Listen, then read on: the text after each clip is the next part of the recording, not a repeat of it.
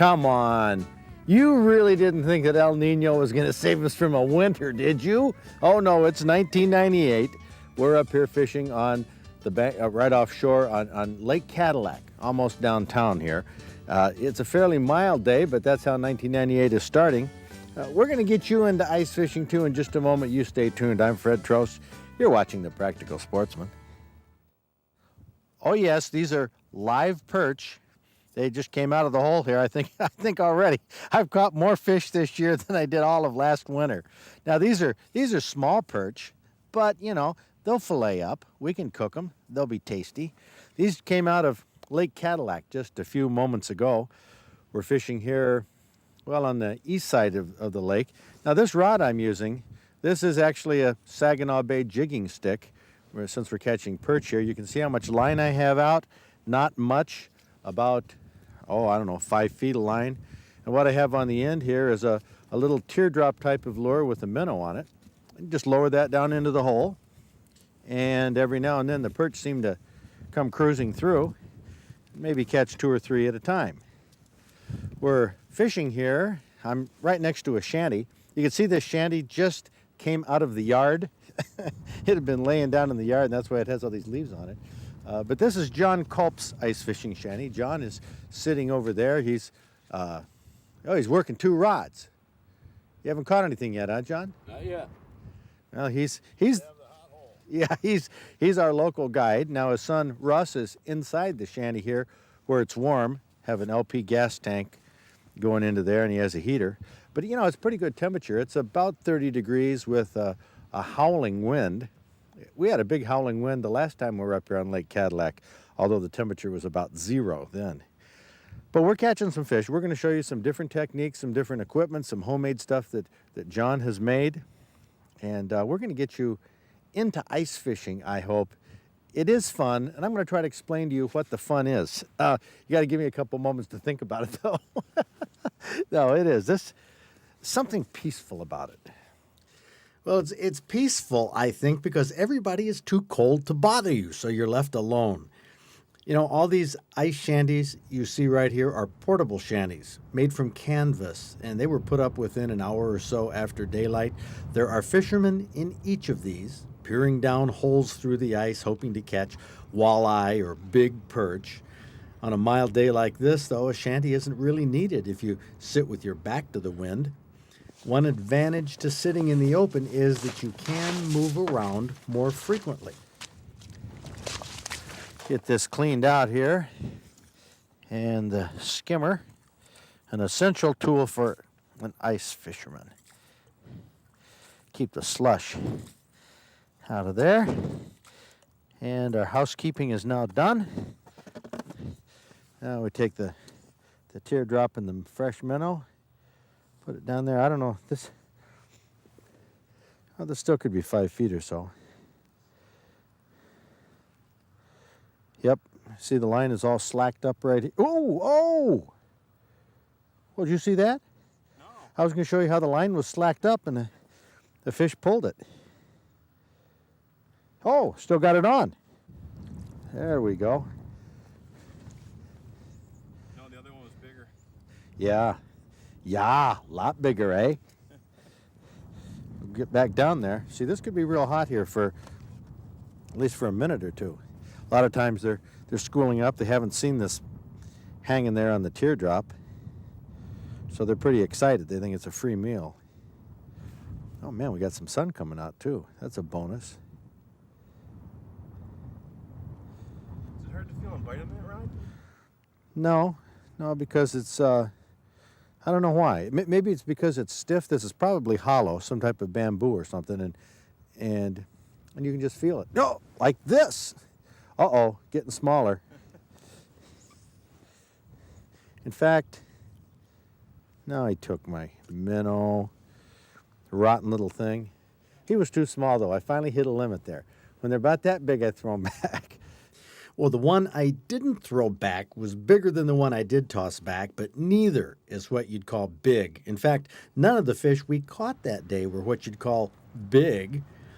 Russ Culp used a solid fiberglass rod. This was one his dad has had for many, many years, and even though Russ isn't a dyed-in-the-wool ice fisherman, He had no problem catching perch. They aren't even moving that spring bobber. How you seen the bite? Guessing. Hoping you get it right. Just guessing. Yep. Every once in a while I give it a little tug. Come up with the fish.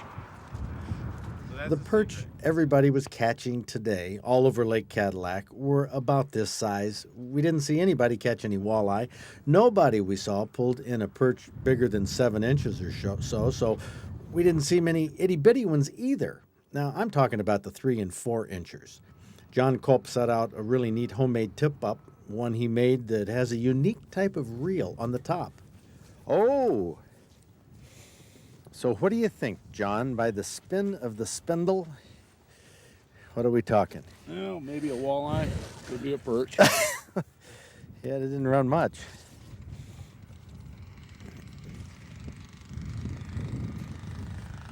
The anticipation. Call it. What is it? Perch. Ooh! Now that's a bigger perch. Of course, it's a bigger minnow. Treble hook. Kind of sad to call that the bigger perch, but... Yeah, for now. Yeah, for now. Well, honestly, after catching 56 inchers, a 7-incher looks huge. Oh, Maddie, I just caught this one right here. That's the biggest. Whoops. I had another one just hitting. But that's the biggest perch I've caught so far today, and this is on a little different rig. This, you can see this is a jigging stick. And it says on there, Gladstone, Michigan. Well, you know what company makes lures in Gladstone? The Badenoch Lure Company that makes Swedish pimples. In fact, that's what I'm using on this. I'm using a Swedish pimple with an eye from a perch. Now, don't ask me how ice fishermen got onto using eyes, but you know you're not going to cook the eye anyway. But you find that the eye on a hook works pretty well. Now, this is a small Swedish pimple. It's a heavy piece of metal, essentially, but when you jig it up and down, it flutters, and it attracts the fish. Okay, so I have a little bit of monofilament line here, maybe 2 feet, tied to Dacron line, and I'm only fishing about 5 feet down. But it doesn't take a limber rod or a reel or anything. This jigging stick, the line just wraps around the handle, and you just hold it right over the hole like this, and whoop, here we go, like that. There it is on a Swedish pimple. Okay, this is a smaller one, but once again, it's the Swedish pimple. In fact, I caught a couple perch with just the Swedish pimple without any bait on it or perch eye or anything. These hooks are really sharp on the Swedish pimples, really sharp.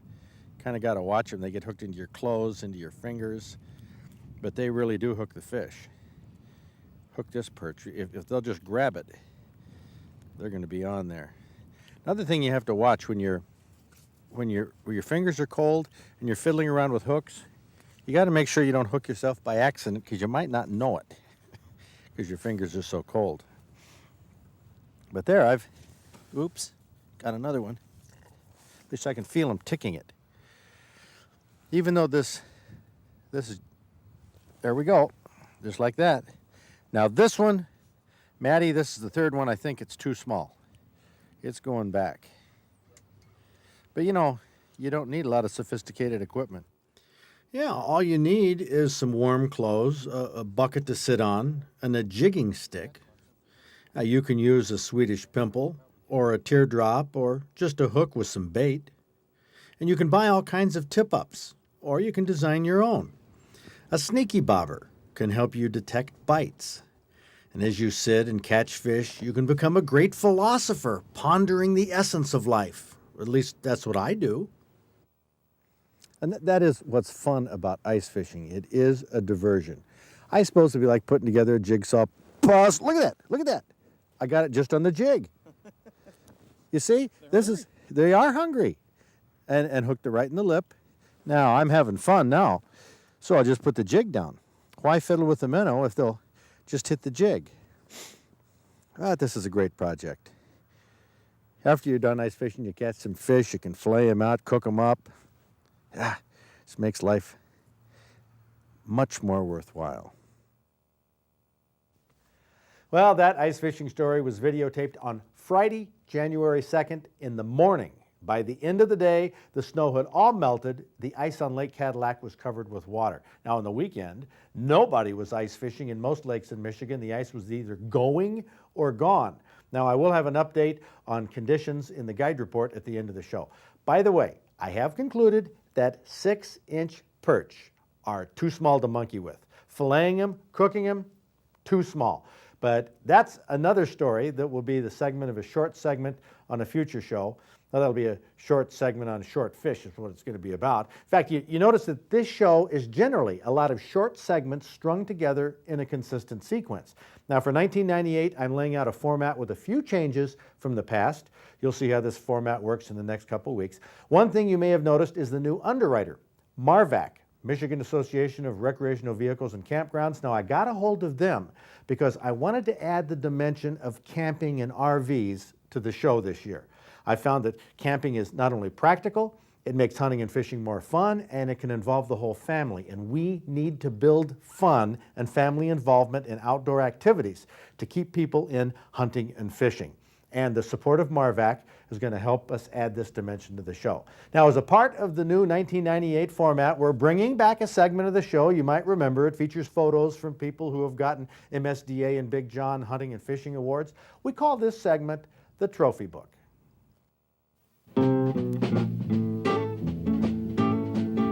Jeff Jensen from Rive Junction sent us a great photo for the trophy book, a 13-point buck with a 22-inch spread. He got this in Jackson County on the third day of firearms season with his 50 caliber BK-92 muzzleloader. Now, in the Outdoor Digest magazine, we run charts and graphs showing how the trophies are taken. And in the southern counties in 1996, we found that the vast majority of shotgun hunters preferred 12-gauge slug guns. 111 got trophy bucks with 12 gauges. Only one used a 10-gauge, one used a 16-gauge, and 8 used 20 gauges. Now, on the fishing front, John Strakota from Elsie caught a 16.5-inch crappie from Rainbow Lake in Gratiot County. He was ice fishing with a minnow, and that was at the end of January several years ago. Now, 2 years ago, the Saginaw River was frozen on the 5th of January, and Michael Clemens from West Branch jigged a Rapala through the ice to catch this 11.5-pound walleye, nearly 33 inches long. Came through the ice just at dark. And Branch County's Randall Lake was frozen a few years ago on the 16th of January.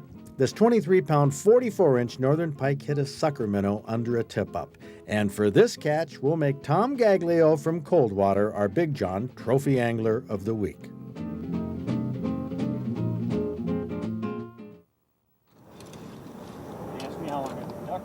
There are several types of fishing reels on the market, but the one that most people buy for kids to use is the closed-faced spin casting reel. Now, they're easier to cast because you just push the button, but you cannot see where the line is coming from on these reels. That's why they're called closed-face. Now, Professor Finns is often asked by parents, "The monofilament line is sometimes difficult to retrieve on my kids' spin casting reels. What's the problem?" Problems are usually caused by old, dried out, twisted line. One of the major factors to guard against is the line twist, and most of the line twist comes from reeling the reel against the drag. Whenever you hear that buzzing, that means you're reeling against the drag and it's twisting the line. The way to avoid the twist is to pump the fish or the weed in, dip, reel, pump, dip, reel. The other thing is we want the line to go on the reel with a little bit of tension. So if you don't have a lure with a lot of tension, run the line between your thumb and your forefinger on the retrieve so there's a little bit of tension on the reel so that it doesn't spool loosely. Papa, ready to give? The thing that hunters enjoy about their hunting dogs is how much the dogs enjoy hunting game. It's amazing how beagles love to chase rabbits. Labradors love to jump out of the boat to retrieve ducks. And German shorthairs love to point pheasants. Now, Michigan does not allow deer hunting with dogs, but dogs don't know this, and quite a few hunting dogs will take after a deer if they get a chance. Hunters who own a deer chaser often ask dog trainer Mark Raymond, why do some bird dogs want to chase deer, and how do you break them of that? Chasing a deer is something that hunters have had problems with for years and years and years, since you've had hunting dogs. The chasing of the deer is simply the fact that for the dog, the chase is fun. That's part of the hunt. For them, they found something that is very enjoyable for them to chase after. So you need to break the dog of running deer. A lot of the old methods are very unethical and not used anymore. The one that I use is the electronic training collar. They're called a shock collar. And it gives the dog an electronic shock. You carry a remote control with it has a button onto that. And if the dog gets on the deer, push the button, give the dog a shock. I think the best way to use that, if you have one or have access to one, is take the dog into an area where you have deer, get him onto a deer, and when he's tracking it or he's chasing it, you give him a pop. If he gets popped on the first chase that he has, it takes the fun out of it right there. And that dog most likely won't chase deer again. But if they get away with that first chase, they find out how much fun it is, they're going to want to do it again. And it gets harder and harder to stop them. So it's the best method I know of to stop a dog from running a deer, because if they learn it's fun, they're going to do it. Fish and cheese puffs is one of my all-time favorite fish recipes. It was sent to us by Bobby Lyons from Prudenville. It's basically a fish McMuffin type of deal. You mix 1.5 cups of cooked flaked fish. Any kind of fish will do, but cooked perch or bluegills or walleye are ideal. Mix the fish with 1.5 cups of shredded cheddar cheese, a whole stick of margarine, 2 tablespoons of mayonnaise, a 1/2 teaspoon of garlic powder, and a 1/2 cup of chopped green onion tops. And you spread this mixture onto English muffins, which you put on a cookie sheet. Cut them into quarters, sprinkle with paprika. Now, don't cook these yet. Bobby Lyons says you should freeze these little hors d'oeuvres for at least 30 minutes, or save them in the freezer for a week if you want. But when you're ready to serve them, bake at 350 for about 20 minutes until they're brown. Serve with some hot sauce. Hey, it's a great appetizer, or you can eat a whole lot of them for a meal. Bobby Lyons Fish and Cheese Puffs will be in the upcoming issue of the Outdoor Digest magazine. If you have a favorite recipe you'd like to see featured, or you have an outdoor tip or a question for one of our experts, or just a comment, please write to me. We produce this show for viewers like you. On November 6th, I reported that the DNR was closing the Point Mouillet State Shooting Range, and they did. On November 15th, it was snuffed out quietly. Then early in December, I reported that I got some inside information that the DNR was permanently closing the Rose Lake Range and the Sharonville Range at the end of the year. Well, 2 weeks after I reported that, you may have seen an announcement in a newspaper giving winter hours for these 2 ranges. And on December 23rd, I got a note from Becky Humphreys, the acting DNR wildlife chief. She told me I was all wet on my report, that the ranges were still open. Well, on our meeting this Saturday at the museum, I'll go into this in a little more detail, but here's the scoop that I got from a very reliable source. When I reported that these ranges were going to be closed, that was true. The shooting ranges are administered by the Wildlife Division, and certain wildlife managers said they didn't have the money in the wildlife budget to run these ranges, and they weren't going to do it anymore. Not from the Wildlife Division budget. Well, apparently, they were trying to get the Parks Division to run the ranges. That would involve, buying a sticker, paying daily fees, that type of thing. Well, that's how the Park Division runs their activities. Well, naturally, we're not going to get the whole scoop on the internal bickerings of the DNR, but the long and short of it is that in early December, the Wildlife Division wanted out of the shooting range business, and they said they were done. The ranges were going to be closed permanently from the Wildlife Division budget. Now, my reporting apparently caused a little bit of a public outcry. You viewers apparently called your legislators and the DNR, and now we have these announcements that the ranges will be open and funded by the Wildlife Division this winter. Now, I don't know which division is going to end up running the ranges or what budget the money's going to come out of. But as far as I'm concerned, this is all sportsmen's money anyway. The news is, today, the ranges are still open.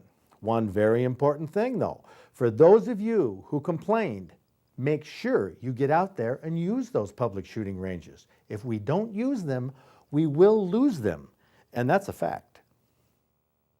This Saturday, the MSDA is holding a very important meeting, 10 a.m. to about noon, at the museum in Bath for people who are involved with shooting ranges at sportsmen's clubs. Don Chilcote, who's the Michigan Senior Field Representative from the NRA, will be at the meeting to talk about the whole range of shooting programs, services, grants, classes, and activities that the NRA has available to help local clubs. Now, I'll be there, of course, to figure out how the MSDA and this TV show can help local clubs publicize their shooting ranges, shooting events, and make sportsmen's clubs in Michigan more successful. That's 10 o'clock Saturday at the museum in Bath, especially for sportsmen's clubs. And we're just getting the schedule together of some weekend appearances that I'll be making with Professor Fenns and Mark Raymond. These will be on Sundays at 6 upcoming camper and RV shows around the state. The first one will be at Mount Pleasant on January 25th, then Battle Creek on February 1st, Flint on the 8th, Novi on the 15th, then Port Huron on March 15th, and finally Traverse City on the 29th of March. I'll have details as we get closer to these shows. And if you want to see some mounts of some big bucks, February 7th is our MSDA Hunting Awards banquet for shotgun trophies. Give us a call if you want any more information on these calendar events. Now, if you want to go fishing this weekend, Captain Don Nichols took the big boat onto Lake Michigan the other day, tried to find perch, couldn't find them, so they are catching, well, slow steelhead catches and some walleye in the Black River. Over in the other corner of the state here, Lake St. Clair, fair perch. I'd say 7 inches. That's minimum, for me anyway. Linwood, they're getting some decent perch catches of a decent size. Walleye are slow, though, in the Saginaw River. Over here in White River, they are having some decent steelhead fishing. Up in Ludington, it's slow. Of course, they don't have any ice over here on the west side. In the coves at Lake Mitchell, the coves are the only place there's any ice that people are fishing on up in the Cadillac area. Over at Wellman's, Indian Lake near Glenny, a little bit of ice, enough that they are making some good catches. Up in Alpena, there is ice over here too.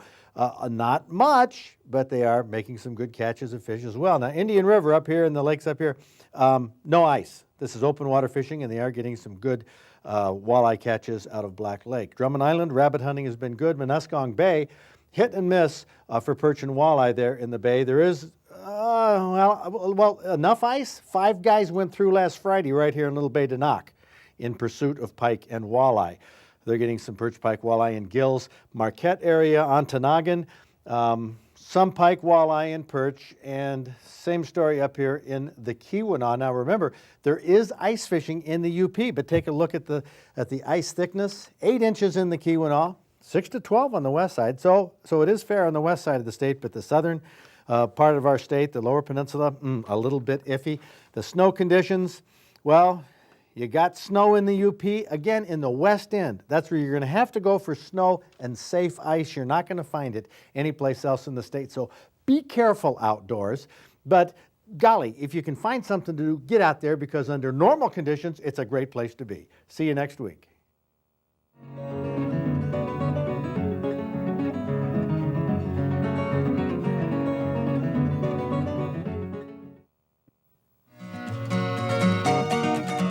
Because I've been wrapping up 3 years of law school and have the bar exam in February, we've temporarily modified the publishing schedule of the Outdoor Digest. The December-January issue is coming out at the end of January. We'll be working the schedule back to normal in future issues. Our magazine features projects, recipes for cooking fish or game, articles on different aspects of the outdoors, including predictions on upcoming conditions in various parts of the state. We have Dog Talk with Mark Raymond, Fishing for Fun with Professor Fenns, information that's useful to sportsmen. MSDA News describes our new organization and how we're going to help sportsmen's clubs become more successful.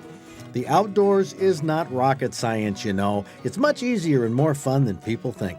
Write to me at Box 1001, Bath 48808. We'll send you a free copy of the October-November issue now and the December-January issue as soon as it rolls off the press.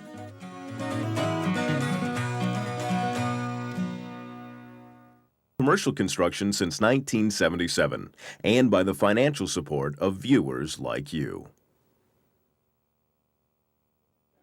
Roy Peacock from Union City. You got a 16-pound, 3-ounce, 41.5-inch northern pike, Mud Lake in Branch County. I seen my tip-up go up, and I didn't get too excited because I had a 13-inch shiner on, so I thought the shiner tripped it. So I just walked over there, and then I started picking up some line. I felt some resistance, so I kind of set the hook, and then nothing. And I reeled in about 30, 40 yards of line, and nothing happened. And I said a few things on my breath and thought I'd pull it right out of its mouth, and then all of a sudden it ripped the line right out of my hands.